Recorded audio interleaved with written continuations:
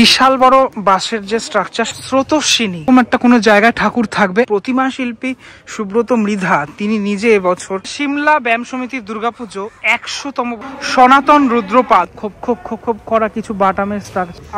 তোমরা যারা আমার ভিডিও দেখে আসছো বেশ কিছু বছর ধরে, পুজোর ভিডিও বিশেষ করে, তারা অনেকেই কমেন্ট করো যে দাদা চোর বাগানের ভিডিওটা তুমি করো, চোর বাগানের প্যান্ডেল কিরকমটা হচ্ছে আমি দেখতে চাই।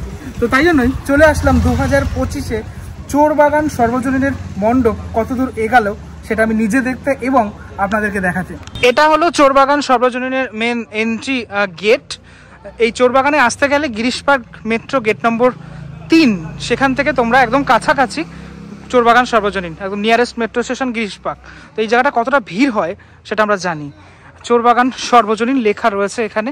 এবছর 90তম বর্ষে পদার্পণ করলো চোর বাগান সর্বজনীন। বিশাল আকারের যে মানে বাঁশের স্ট্রাকচার সেটা কিন্তু ইতিমধ্যেই উঠে গেছে। আর ওদের 90তম বর্ষের যে ব্যানার সেটি হলো এটি, যেটা লেখা রয়েছে সেটা হচ্ছে ব্রহ্মাণ্ডের প্রতিটি কণায় অনুরণিত হয় এক চিরন্তন আবর্তনের সুর, স্রোতস্বিনী নিঃশব্দ রূপান্তরের ধারা।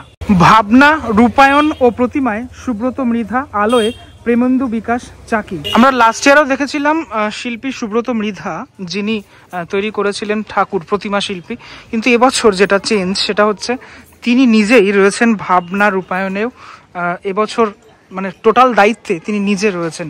নামটা কিন্তু খুব সুন্দর লাগলো, স্রোতস্বিনী। চলো দেখা যাক। এখানে একটা নৌকা রয়েছে, স্রোতের মধ্যে দিয়ে প্রবাহিত হচ্ছে এবং নিঃশব্দ রূপান্তরের ধারা, এই লাইনটাও যেন কোথাও না কোথাও মানে আবেগে ছুলো। বিশাল বড় বাঁশের যে স্ট্রাকচার সেটা হয়েছে, বাইরে থেকেই দেখা যাচ্ছে অনেকটা বড়, অনেকটা উঁচু মণ্ডপ। হ্যাঁ, পুরো মণ্ডপটাই অনেকটা উঁচু।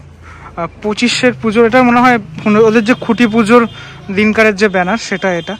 তো টোটালটাই এখানে অনেক পুরো অংশ জুড়েই, পুরো টোটাল যে ফিল্ড সেটা জুড়েই প্যান্ডেলটা করা হয়েছে।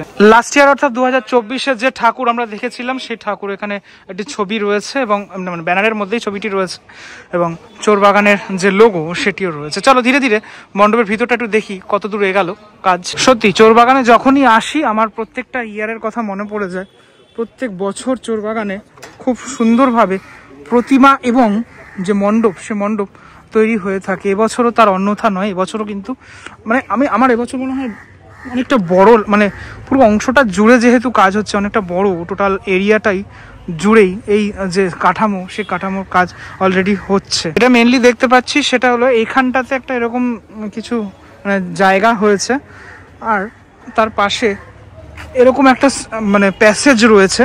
আমি জানি না এখান থেকে কি ঢোকানো হবে কি বের করানো হবে সেটা আপাতত আমার জানা নেই। এরকম একটা মানে গলির মতো অংশ, সেটা যেরকম এদিকটাতেও রয়েছে, বাট তার ঠিক অপোজিটে এই জায়গাটাতে আমার মনে হয় এটাই এন্ট্রি ওদের হতে চলেছে। এখান থেকে একটা এরকম গলির মতো অংশ সেটা চলে গেছে, মনে হয় এখান থেকে গিয়ে তারপর পুরো টোটাল মণ্ডপে আমরা প্রবেশ করব। হ্যাঁ, অনেক বাঁশের যে কাজ সেটা আপাতত আমি দেখতে পাচ্ছি হয়ে গেছে। এখান থেকে যদি পুরো টোটাল ব্যাপারটা দেখানোর চেষ্টা করি, দেখো তুমি ওখানে মানে মেনলি এরকম একটা কোনো জায়গায় ঠাকুর থাকবে। এখনো কোনো প্ল্যাটফর্ম আমি দেখতে পাচ্ছি না। অন্যান্য পুজোতে যেমনটা দেখি আমরা দেখে থাকি, এখন অবধি সেরকম কিন্তু কোনো প্ল্যাটফর্ম দেখতে পাচ্ছি না। আগামী বেশ কয়েকদিন ধরে এখানে কাজ অনেক অংশে এগিয়ে থাকবে সেটাই আশা করা যায়। তার কারণ বৃষ্টির জন্য কিছুটা হলেও ব্যাহত হয়েছে কাজ, নিচে অনেক বাঁশ এদিকে ওদিকে পড়ে রয়েছে। এবছর চোর বাগানের পুজোটা কেন ইম্পর্টেন্ট তার একটা প্রধান কারণ হচ্ছে প্রতিমা শিল্পী সুব্রত মৃধা তিনি নিজে এবছর টোটাল ভাবনায় রয়েছেন, টোটাল রূপায়ণ কিন্তু তিনি নিজে রয়েছেন সেটার কারণে। তবে মানে আমার একটা জিনিস দেখে আমি ভালো লাগলো, সেটা হচ্ছে আবার সেই পুরনো ছন্দে চোর বাগানকে আমি দেখতে পাচ্ছি, যে বিরাট আকারের ব্যাপারটা সেটা কিন্তু চলছে। আপাতত ভিতরের অংশটাতে আমি দেখতে পাচ্ছি সেটা হচ্ছে এই ত্রিপল লাগানোর যে কাজটা, বেশ কিছুদিন যেহেতু বৃষ্টির জন্য ব্যাহত ছিল, ত্রিপল লাগানোর কাজটা সেটা কিন্তু হচ্ছে। এখান থেকে মনে হয় আমরা প্রবেশ যেখান থেকে করলাম সেখান থেকেই দর্শনার্থীরা প্রবেশ করবে। প্রবেশ করার পর মেন প্যান্ডেলের প্রিমিসেস সেখানে চলে আসবে তারা। আমাকে একটু দেখে শুনেই হাঁটতে হচ্ছে কারণ বাস টাস রয়েছে এদিকে। তারপর 1, 2, 3, 4, আমার মনে হয় 4খানা এখানে প্ল্যাটফর্ম আমি দেখতে পাচ্ছি। যেখানে কি থাকবে আমি এখনো তো কিচ্ছু যেহেতু নেই এখানে, তাই বোঝাও যাচ্ছে না। ঠিক আছে, আর কিছুদিন পরে টোটাল যখন আমরা দেখতে পারবো, দেখো এখানে উঠে গেছেন যারা শিল্পীরা উপরের অংশটাতে, উপরে উঠে পুরোপুরি এই ত্রিপল লাগাচ্ছেন তারা। তো এই একটা দুটো এরকম যে বড় বড় অংশগুলোকে ভাগ করা হয়েছে, বিভক্ত করা হয়েছে, এটা কি এরকম বিভক্ত থাকবে নাকি এগুলোকে খুলে দেওয়া হবে এখনও কিন্তু বোঝা যাচ্ছে না। খুলে দেওয়া হতে পারে, তার কারণ পুরোপুরি এখানটাতে এই যে জায়গাগুলো এরকমটা হয়েছে, হয়তো এটা সাপোর্টের জন্য করা, সেটাও হতে পারে, পুরো পরিষ্কার নয়। আর আলোতে যিনি রয়েছেন প্রেমেন্দু বিকাশ চাকি, তিনি বিখ্যাত আলোক শিল্পী। আমরা কলকাতার দুর্গাপুজোতে তাকে দেখেছি, অনেক মানে বিশেষ বিশেষ দুর্গাপুজোতে তিনি আলো করে থাকেন। তো এই হিউজ ব্যাপারটা যেটা চোরবাগানে আমরা দেখতে পেলাম, আমরা সেটা সত্যি দেখার অপেক্ষায় রয়েছি, কতদিনে টোটালটা কমপ্লিট হবে। ছোটবেলা থেকেই যখন দুর্গাপুজোর মণ্ডপগুলো তৈরি হতো, মানে আমার পাড়ার মণ্ডপ, তখন মনের মধ্যে একটা আনন্দ সেটা থাকতো। আর এত বড় মণ্ডপ সেটা তৈরি হচ্ছে, সেটা দেখেও আনন্দটা হচ্ছে। এখানে দেখাই তোমাদেরকে, এই যে বড় বড় মোটা মোটা খুঁটির মতো অংশগুলো দেখছো, এগুলোর জন্যই কিন্তু টোটাল মণ্ডপটা দাঁড়িয়ে থাকে। এগুলো বলা যেতে পারে একটা পিলার। ওদের যে খুঁটি পুজোটা হয়েছিল, খুঁটি পুজোর যে মানে যেটার খুঁটি মেন, সেটা হচ্ছে এইটা। এই যে ফুল টুল রয়েছে এখানের মধ্যে, এটার মধ্যেই এই বাঁশটার কে বেস করেই টোটাল যে মণ্ডপটা সেটা এভাবে গড়ে উঠেছে। আর একটা জিনিস একটু দেখাই, যেটা মানে আমার ভাল লাগলো দেখে, সেটা হচ্ছে এই যে অনেক গাছের যে গুড়ির অংশগুলো যেগুলো, সেগুলো মধ্যেও যে জীবন্ত গাছ সেটা কিন্তু দেখতে পাচ্ছি। ঠিক আছে, দেখো দেখো পুরোপুরি গাছ হয়ে গেছে, উপরে পড়ে গেলেও গাছ হয়ে রয়েছে। ঠিক আছে, প্রত্যেকটা অনেকগুলোতেই এরকমটা দেখছি আমি। একটা সাইড থেকে টোটাল চোরবাগানের এই পুজোর মণ্ডপটা আপাতত দেখালাম তোমাদেরকে। আপাতত এখানে কিছু নেই, পুরোপুরি প্ল্যাটফর্মটা তৈরি হলে তখন বোঝা যাবে কেমনটা কি হয় কাজ। কারণ এখানে লাইট টাইট লাগানো রয়েছে, দিনে রাতে পুরো টোটালটাই কাজ হচ্ছে এখানে। আর চোরবাগানের পুজোটা দেখার পরেই আমি দেখে থাকি সিমলা ব্যায়াম সমিতির পুজো, একটি বিখ্যাত পুজো এবং একটু সাবেকি পুজো বলা চলে, যে পুজোর সাথে নেতাজি সুভাষচন্দ্র বসু তিনিও কিন্তু জড়িত ছিলেন। ওদের যে এন্ট্রিটা হয়, এন্ট্রিটা এটাই হয়ে থাকে মেনলি। একটা মাঠ রয়েছে, ওদের একটা ফিল্ড রয়েছে, তো সেইখানেই পুজোটা হয়ে থাকে। এবছরের যে মণ্ডপ, সে মণ্ডপ ইতিমধ্যেই অনেকাংশে যে রেডি, সেটা কিন্তু হয়ে গেছে। ভিতরের অংশটা তোমাদেরকে দেখাবো কতটুকু রেডি হলো। 2025 সালে সিমলা ব্যায়াম সমিতির দুর্গাপুজো 100তম বর্ষ, অর্থাৎ 100 বর্ষে পদার্পণ করলো। এটা সত্যি গর্বের বিষয়, 100 বর্ষে পদার্পণ করলো। নিচের অংশতে দেখতে পাচ্ছি এরকম তোমার বাটাম রয়েছে, মানে বাটামের একটা স্ট্রাকচার রয়েছে। ভিতরটা প্রবেশ করছি আমি। যেহেতু 100তম বর্ষ, তাই জন্য খুব বিশেষভাবে এই মণ্ডপ তৈরি হচ্ছে। ভিতরের অংশটা দেখতে পাচ্ছ, কাজ কিন্তু খুব সুন্দরভাবে চলছে। নিচের প্ল্যাটফর্ম রেডি হয়ে গেছে এবং ওপরের অংশটা খানিকটা ঠিক এরকমটা। ঠিক আছে, এখানে একটা এরকম ডিজাইন মতো করা হয়েছে, বাঁশের কাজ পুরোপুরি এখনো চলছে। ওপরে শিল্পীরা কাজ করছেন দিনরাত এক করে, এই মুহূর্তে কাজটা চলছে। মেবি এইটাই ওদের যে এন্ট্রান্স সেটা হতে চলেছে। ওদিক থেকে প্রবেশ করে মানুষজন এখান থেকে এন্টারটা করবেন। এবং সিমলা ব্যায়াম সমিতির যে মাতৃ প্রতিমা, আমরা জানি প্রখ্যাত শিল্পী পদ্মশ্রী পুরস্কারপ্রাপ্ত সনাতন রুদ্রপাল, তার প্রতিমা এখানে হয়ে থাকে। প্রতিমায় যে রূপদান তিনি তো প্রত্যেক বছর করে থাকেন এবং এখানকার প্রতিমায় কোনো রকম বদল হয় না। এবছরও সেই সাবেকি প্রতিমা আমরা দেখতে চলেছি সিমলা ব্যায়াম সমিতি। আমি সামনের দিকের অংশটাতে যাবো, তার আগে একটু দেখিয়ে দিই এই দিকের অংশগুলো। পুরোপুরি বাঁশের মানে বাইরে একটা বাঁশের স্ট্রাকচার, তার উপর ভিতরে আরও একটা এরকম স্ট্রাকচারাল পার্ট সেটা রয়েছে।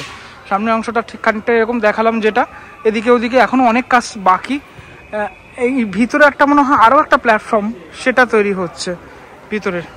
এখনও মায়ের মুখমণ্ডলটি এখানে মানে পুরোপুরি সেট করা হয়নি। যখন সেটা সেট হবে তখন তো আরও পুরো সম্পূর্ণ রূপ মা পাবেন। আমি একটু দেখানোর চেষ্টা করি। এখানে দেখো অসুর কতটা বড়, তারপরে সিংহের যে মানে গর্জিত মুখ সেটা কতটা বড়। নিচের অংশটাতে অসুর তো রয়েছেই, প্রত্যেকে এখানে লক্ষ্মীর বাহন পেঁচা সেটা পর্যন্ত কতটা বড়, নিচে শঙ্খটাও রয়েছে। হ্যাঁ, মানে এখানে মানে পদ্মশ্রী পুরস্কারপ্রাপ্ত সনাতন রুদ্র পালের প্রতিমা দেখলেই আমরা কিন্তু মানে আশ্চর্য হয়ে যাই। তিনি সত্যি ভীষণ সুন্দর, তার সৃষ্টি প্রত্যেক বছর করে থাকে। এবং প্রতিমার ঠিক নিচের অংশটাতে দেখতে পাচ্ছি একটা, এই যে আমরা যেরকম আড়ঙে দেখি, নবদ্বীপের আড়ঙে যেরকম গাড়ি দেখি, সেরকম গাড়ি, সে গাড়ির ওপরেই প্রতিমা রয়েছে। যেহেতু অনেক বড় প্রতিমা, তার জন্য এরকমভাবে রয়েছে যে বিসর্জনের সময় এইভাবেই নিয়ে যাওয়া হয়। বেশ কিছু কাঠামো এদিকে রয়েছে, আমার মনে হয় চালির অংশটাতে বেশ কিছু জিনিসপত্র লাগানো টাগানো হবে। আর মাটির কাজ কিন্তু এখানে সবেমাত্র নিচের যে কারুকার্যের কাজ সেটা শুরু হয়েছে বলা চলে। এগুলোকে ধীরে ধীরে ধীরে ধীরে সেট করা যখন হবে তখন আমরা আরও পরিষ্কারভাবে বুঝতে পারবো। প্রত্যেকটি বাহনই কিন্তু এখানে অনেকটাই বড়। এবার আমি যদি একটুখানি মণ্ডপের কাঠামোর দিকে একটু এগাই তাহলে দেখতে পারবো এখানে এরকম খোপ খোপ খোপ খোপ করা কিছু বাটামের স্ট্রাকচারের অংশ, যেখানে বেশ কিছু জিনিসপত্র প্লেসমেন্ট হবে এই অংশগুলোতে, পুরোপুরি খোপ খোপ করা। এগুলোকে সেট করার কাজ চলছে। ভিতরটা এরকম রাউন্ড শেপের তৈরি করা হচ্ছে, এই দিকটা প্রায় তৈরি হয়েছে, এই দিকটাও তৈরি হচ্ছে। এরকমভাবে টোটালটা সব থেকে বড় ব্যাপার এই গেটের যে অংশটা সেটা আমার সব থেকে বেশি ভালো লাগলো। খুব নিখুঁতভাবে সুন্দরভাবে তৈরি করছেন এবং মাকে এখান থেকে দেখতে কিন্তু অপূর্ব সুন্দর লাগবে। অবশ্যই তোমরা এই শতবর্ষের যে পুজো সেটা কিন্তু দেখতে এসো, তোমাদের চোখ ধাঁধিয়ে যাবে এবছর। সত্যি পুজোর আগে ঠাকুর দেখতে এই জন্যই ভালো লাগে যে পুজো পুজো আসছে ভাব এটা আমরা দেখে থাকি। ঠাকুরের যে এই অংশগুলো আমরা দেখি তখনই মনের মধ্যে পুজো পুজো ভাবটা চলে আসে। যাই হোক, এই ভিডিওটার মধ্যে তোমাদেরকে দেখানোর চেষ্টা করলাম চোরবাগানের পুজো, চোরবাগান সর্বজনীন এবং শতবর্ষে এবছর সিমলা ব্যায়াম সমিতির পুজো। কেমন লাগলো ভিডিওটা সেটা আমাকে অবশ্যই জানিও। দুটো পুজোই আসতে গেলে গিরিশ পার্ক মেট্রো স্টেশন হয়ে আসতে হবে। চোরবাগান আসতে গেলে তোমরা গেট নম্বর 1 থেকে বেরাতে পারো বা 3 থেকেও বেরাতে পারো, আগে এটা দেখে ওটা আসতে পারো। তোমরা নিজেরা সেট করে নিও। কেমন লাগলো আমাকে অবশ্যই জানিও। কারা কারা দেখে থাকো এই পুজোগুলো সেটাও আমাকে জানিও। তোমাদের এক্সপিরিয়েন্স আমার কমেন্টের মাধ্যমে আমাকে কমেন্ট করলে আমার ভালো লাগবে আর কি। আর আমাকে যদি তোমার মনে হয় যে কিছু বলার থাকে তাহলে অবশ্যই কমেন্ট করো। কমেন্টের সেকশনটাকে স্লাইড করলেই হাইপ অপশান পাবে। আমাকে হাইপ করো লিডার বোর্ডে দেখার জন্য, পরবর্তী ব্লগে দেখার জন্য। পরবর্তী ব্লগে আবারও দেখা হচ্ছে সবার সাথে, ততক্ষণের জন্য বিরতি নেব। ভালো থাকবেন সবাই, টাটা।